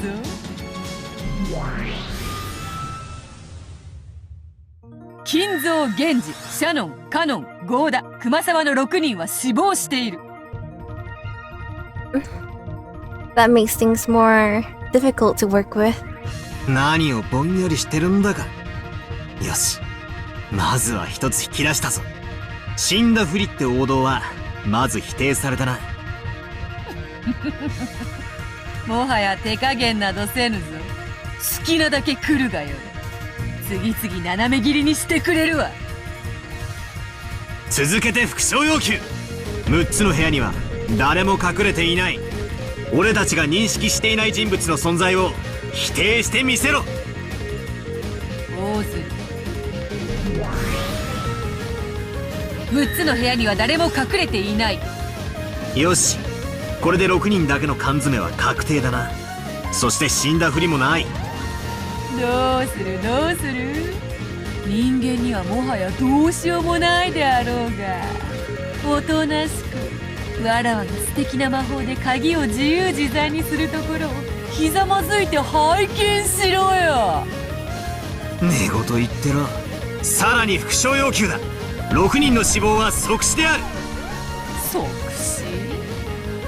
ほう、どういう意味だそれ。犠牲者の一人が瀕死の状態で部屋まで逃げ延び、内側から施錠して密室を作った後、息絶えた可能性もあるということですよ。密室殺人の5点ですか。致命傷を与え、しばらく後に死ぬことを確実とした場合、犠牲者が殺人者から逃れるために部屋にこもり、施錠後に死亡したなら、予期せずして密室が構成されることはあり得ます。その可能性を否定するには、赤き真実にて6人は即死であったことを宣言する必要がありますよ。よかろうよかろう。赤き宝刀にて切り伏せよう。6人は即死であった。即死とはつまり攻撃を受けて即座に行動不能になったという意味だ。まあ完全な意味での死亡には数秒もしくは数分をかけたかもしれん。だがいずれにせよ自らの意思で何かの行動をとることは完全に不可能であった。その意味において即死と断言できる。ここまでは古典の確認だ。お前との密室対決はここからだぜ。犯人は内側にいないなら外にいる。そして外からどうにかして彼らを殺したんだ。Am I the only one that's thinking that one of them is not dead, killed the rest first, and then killed themselves afterwards? I feel like that's a possibility, especially with Kinzo in the picture. 何を血迷うか。密室イコール外部からの殺害は不可能であろうが、故に魔法殺人しかありえない。いいや違うね。殺人は現に起こったイコール密室ではないが正しいのさ。Wow. お前がどう煙に巻こうとこれは断じて密室じゃない。密室に見えるだけのまがいものだ。しかしバトラ様、室内には犠牲者しかおらず、それ以外の人物は室内には存在しておりません。そしてお嬢様の密室定義により、外部からの遠隔殺人も明確に否定されておりますよ。待ちな。遠隔殺人の定義は広大だぞ。何も部屋の外から釣り糸を引っ張って室内の犠牲者を絞め殺したとか、そんなのばかりじゃねえ。例えばトラップだって立派な遠隔殺人だ。 Wow, a trap. That's what I said. トラップ？ほう、それは何か？一例だが、彼らにあらかじめ決められた部屋に入り、内側から施錠して自ら密室を作り出すように指示を出す。そして室内には彼らがそれとは知らないトラップが仕掛けられており、それによって彼らは殺された。どうだ、これなら矛盾は生じない。 Now I have a bad feeling that Beatrice is gonna contradict that. 問題ありません。現状と整合します。当方も問題ありませんよ。お嬢様の密室定義にも抵触しません。なんだその間抜けな推理は。いずれの室内にも不審なものは発見されなかったぞ。そのトラップはどのような形状なのか、どこに隠してあってどう作動したというのか、それを6人分、客間、客室、機械室、貴賓室、ボイラー室、礼拝堂の6つで説明してみせよ。A trap. I think that's possible then, considering Beatrice doesn't deny it. A trap. But the question is how to lure them in, and what are the conditions for the trap to work. どうだ、できまい。反論拒否。それを説明する必要はねえ。にもかかわらず俺の主張は揺るがない。なんだと？ベアトリーチェ、悪魔の証明ですよ。そのトラップの形状を説明できないことが、すなわちトラップ否定の理由にはなり得ない。うまい。強引ながら見事な一手です。こいつすっかり手慣れおって。チェック。発見できていない殺人トラップ X により、この密室殺人は成立可能だ。赤き真実にてそのチェックを切る。6人はトラップで殺されてはいない。 No! トラップの定義は？おー、あれだ、犠牲者が勝手に引っかかって発動するやつとかだ。 something that activates when a victim gets caught in it by their own action. それだけじゃない。リモコンで発動するとか、タイマーで発動するとか、そういうのもろもろ全部含めたやつだ。仕掛け人が直接関与することなしに殺人を遂行できる全ての仕掛けという定義でよろしいかと思いますよ。 Damn it. どうだ、切り返したぞ。 Is it really though? 人間にこの密室が破れてたまるか。お前も勝つために必死だな。どういう意味だ。お前は自分の存在を俺に認めさせようと必死に戦ってる。今まで俺は一方的にお前にいじられてるだけだと思ってた。しかし実際は違った。お前もまた俺の切り返しに必死に抗い、俺はよ、今ようやく実感してるぜ。 This isn't torture inflicted on me about whether I'll submit or not. 俺とお前の対等な戦いなんだ。さて、面白くなってきたぜ。6人は密室で死に、部外者は中に誰もいない。そして、外部からはちょっかいは一切出せず。これまでの俺だったら、これはもう魔法の仕業しかありえねえだろうと思うだろうよ。このタイミングで、お前におかしな魔法を実演されたら、そりゃ屈服もしてただろうさ。これがお前の得意戦術だ。俺の指し手をすべて迎撃しきり、俺が万策尽きたと膝をつく。心の防御力が弱るその瞬間に、これ見よがしにおかしな魔法を見せつけて。昔から短気な性分で、勝ちの目が見えると焦る悪い癖は相変わらずです。お嬢様はお預けができない性分ですから。うるさいうるさいぞ。バトラの手番であるぞ。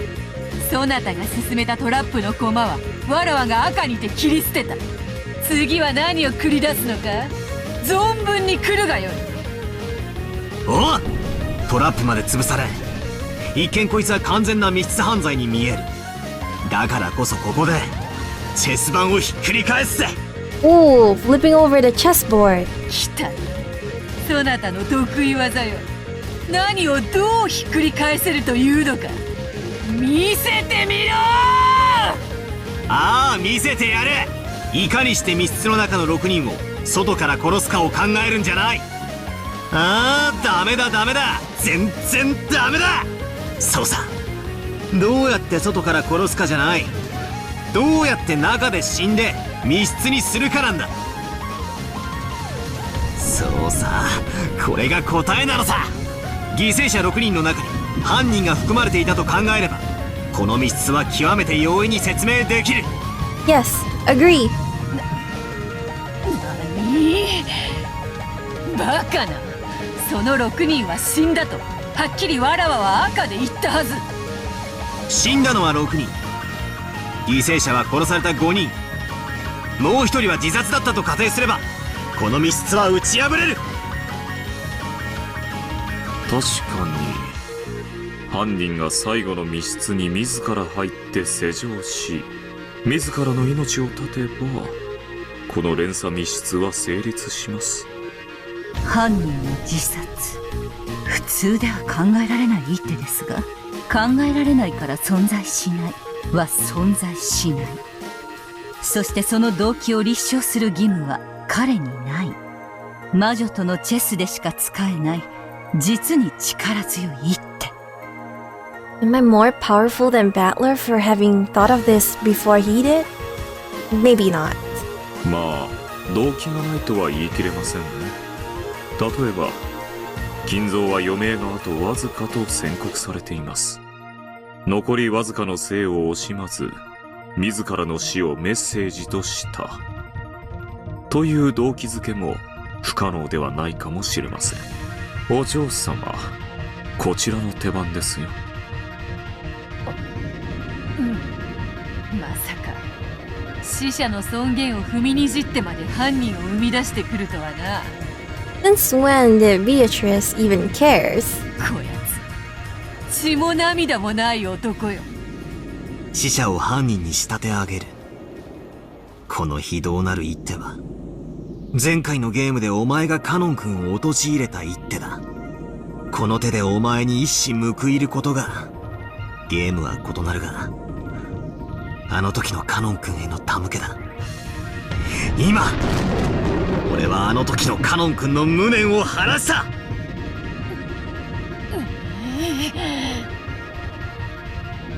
ここで手を休める義理はありませんよ。全員の死因が自殺でないことを確認すべきです。復讐の要求を推奨します。ああ、だが自殺なんて甘い言い方じゃ追い詰められねえぜ。ベアト、こいつで詰めだ。復讐要求、6人は全員他殺である。これは痛いですね。Is he gonna corner her?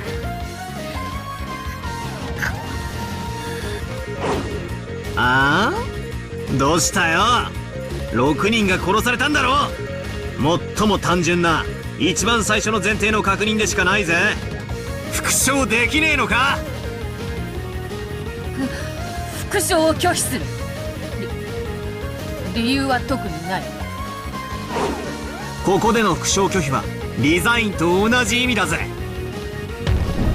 チェックメイト。6人の中に犯人がいて密室構築後に自殺を図った。以上だ。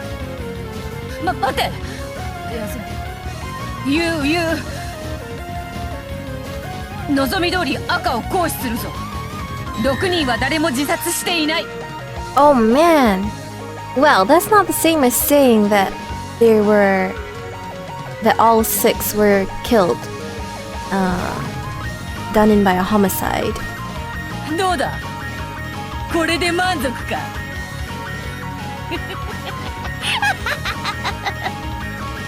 切り返したぞ、切り返した。なんだよ、言えるじゃねえかよ。だがおかしいな。なんであんなに狼狽してるんだ。気のせいよ。わらわも今回は必死でな。そうそう心にゆとりもないのだ。Why is she so panicked? Because Battler got really close to the truth. And in any case, she didn't repeat it exactly the way he wanted her to. So something is definitely amiss. 深く気にするでない。要求した復唱が改ざんされていますよ。ごまかされないように。Battler.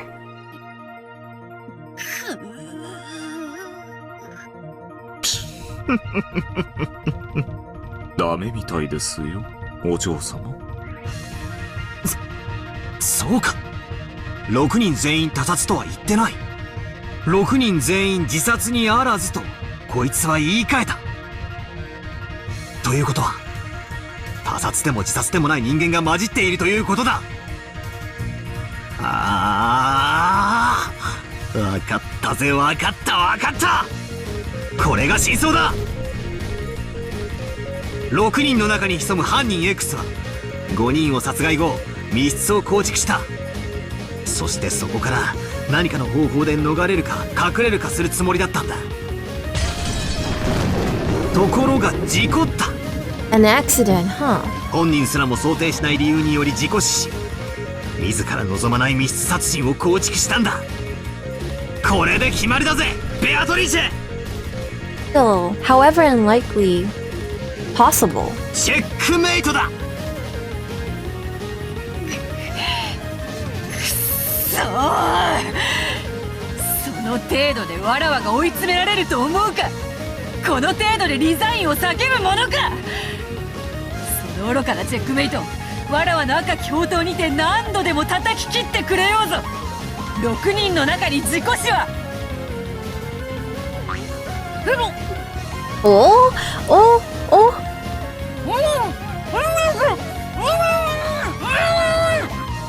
She was about to say something revealing, huh? 失礼。当方、ここで作戦タイムを所望いたします。Beatrice is really quick-tempered and she lost her cool very fast, especially when Battler was coming in close. And that was very similar to what happened in the beginning of episode 2 with the chapel locked room mystery. And you see it here too. So not only is she arrogant, immature, childish, and she is quick-tempered. しばしのご猶予をお許しください。正当な要求です。問題ないかと。ああ、評価するぜ。 Battler is too happy right now. I think something's gonna happen. 俺も今まで散々そいつをもらってる。今度はお前がそれを使う番だぜ。ありがとうございます。さあお嬢様、こちらへ。そして心の中で静かに数字を100数えましょう。 Because she's gonna lose it. So she needs to calm down.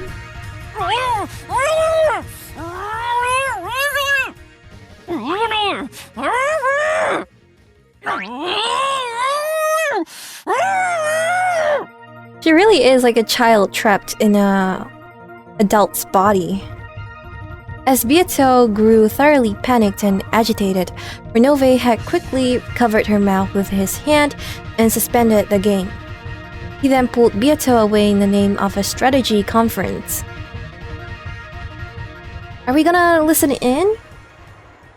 I don't think so. くそ。あの悪魔の執事め。ベアトが熱くなってる今が追い込む絶好のチャンスだったんだが。Exactly. Beato normally behaves elegantly, but she actually has a really short temper and gets mad easily. Her normal intelligence falls silent when she starts getting agitated. ロノウェは冷静ですね。おそらくあの子に頭を冷やす時間を与えたのでしょう。あの子はあなたのチェックを外すことに意地になり、いくつかの大駒をやすやすと見捨てようとしていた。第一の番など、所詮は前哨戦。あの子は引き際を誤りかけた。つまり、どういうことだよ。俺のチェックメイトは成立したのか。あの子は赤を宣言しかけていました。チェックメイトにはまだならないでしょう。しかしおそらく、頭を冷やしたあの子はリザインを宣言するに違いありません。まさか、あの負けず嫌いがか？ええ。負け戦は1秒でも早く兵を引き上げ、いかに損失を減らすかが肝要です。難しいのは、それが負け戦であるかどうかを測ること。あの子の執事は、それを冷静に判断したようです。やれやれ。つまり、あと一息のところで逃げられたってわけだな。ビシッと。俺がチェックメイトを決めて、とどめを刺すって流れには、簡単にはならねえんだな。でも、これはあなたの勝ちだと判断してよいでしょう。向こうはギリギリで大きな損失を踏みとどまったようですが、それでもかなりのダメージを与えたに違いありません。その傷の深さは、あの子の狼狽ぶりから十分理解できたはずですよ。だな。これ以上いじめたら泣き出しちまいそうだぜ。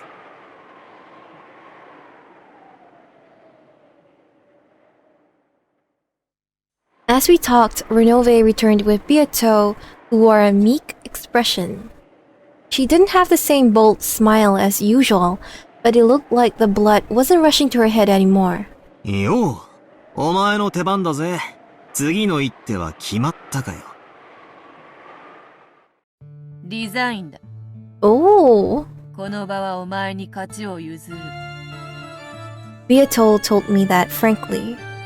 It seemed as though she had taken a far-sighted view, as though saying, if you want to laugh, then laugh. It was a bit of a buzzkill, and I lost my desire to attack her further. お前がリザインしたってのは、俺の説もお前の説も、互いが相手を否定できないイーブンって意味だからな。負けってよりは、引き分けって意味で受け取っとくぜ。気持ち悪い同情などいらぬわ。この場はわらわの負けだと言っておる。そなたには雨に濡れた犬を、さらに棒で叩く趣味があるというのか。Beatrice, just... Where is your empathy or compassion? ねえよ。お前と違ってな。But now I wonder about her past. Like a true, younger past. Just what kind of life has she led until today? Even though she ridiculed me horribly when I showed signs of defeat, she was so pathetic when it was her turn. I thought of her as a pretty unfair person, but I decided to act with dignity as a winner and accepted it. Beato had resigned. That was the only result of the first twilight. Beatrice couldn't counter my move of one of the six was the culprit, and that person died in an accident. No, she probably could have countered it, but because of some strategic decision, she had given up. I felt like I had I felt less like I had won and more like she had escaped me one step from victory.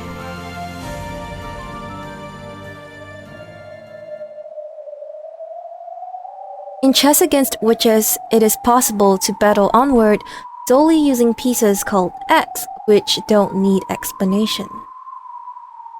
Thanks to the devil's proof, I can create as many strange fictions as I want and use them to fight in the argument. But that's only within the context of chess with a witch. In our human world, such an abstract story can't explain anything. The first twilight today was a chain of 6 locked rooms. It certainly may be possible for a human. Beato hadn't been able to completely deny everything. However, I don't have a clue who committed the crime, why, and how they actually did it. I shouldn't say this having won, but I get the feeling that I would have felt less muddled if I had just been told right out by Beatrice that it was completely impossible for a human. Right, it makes you wonder, how could it have been done? Although I hide behind these abstract pieces called X, I couldn't deny that some kind of unthinkable, creepy intention had definitely pervaded this mansion. And that's the end. That's the quiet end. No time. 9. The key to the Golden Land. Where the key to the Golden Land sleeps. Man, I want to continue. I don't know. Should I continue? How long is this video gonna be? I think that what stood out to me was that there's only 5 magic circles even though there are 6 deaths.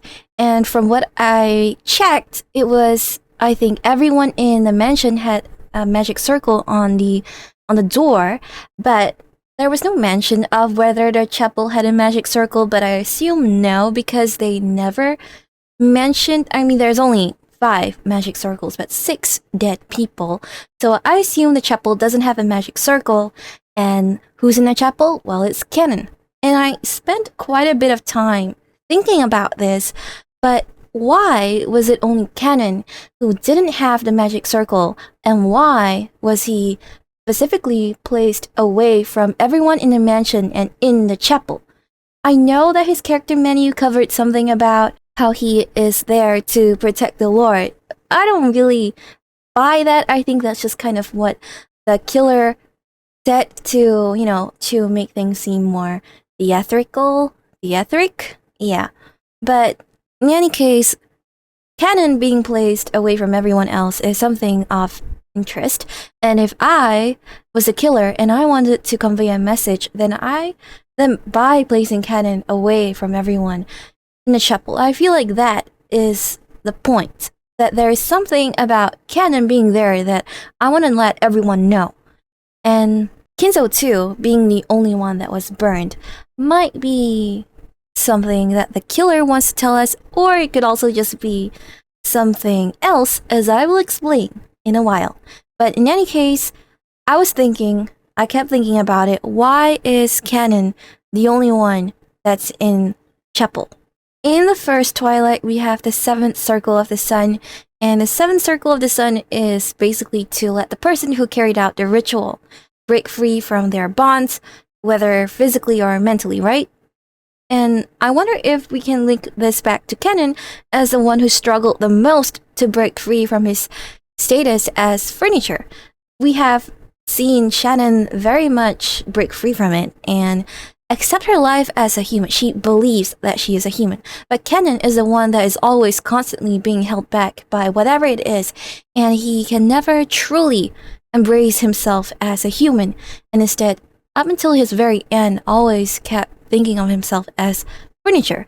So I don't know what the killer is thinking, but maybe they're mocking Canon for just that, not being able to ever break free from those bonds. Now, for the fun part. Battler requested Beatrice to use red on the 6 deaths were all homicides. Instead, Beatrice's uses none of the 6 committed suicide. Battler eventually picks up on this, but yeah, we know that these are not equivalent statements. at least one of the deaths was not a suicide or a homicide. That's what I gather, and that's what Battler gathered as much. But still, because Beatrice never did say that the 6 deaths were all homicide, that is still a possibility.